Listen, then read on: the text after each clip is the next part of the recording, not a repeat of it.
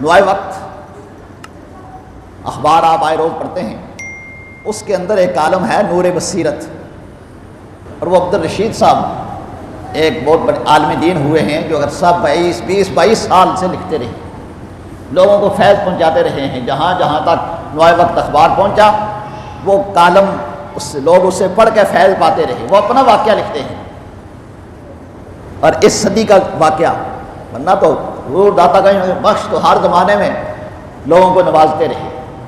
وہ فرماتے ہیں، لکھتے ہیں، مولانا عبدالرشید صاحب رحمۃ اللہ تعالیٰ علیہ فوت ہو گئے، اور نور بصیرت کے نام سے نوائے وقت میں ان کا کالم آتا تھا۔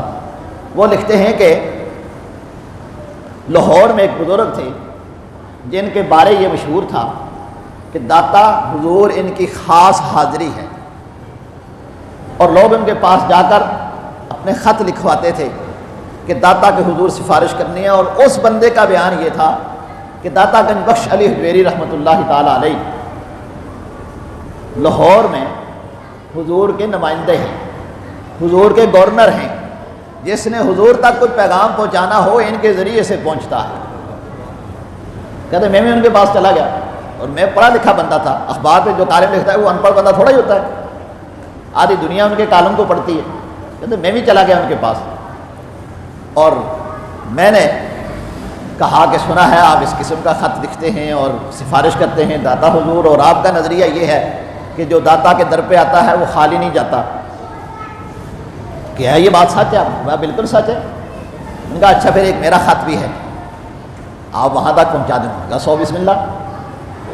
کہتے میں نے خط لکھا، پھولوں کی ٹوکری میں رکھا، اور میرا نظریہ اور سوچ تمنا یہ تھی کہ مجھے مدینہ شریف کی حاضری نصیب ہو جائے۔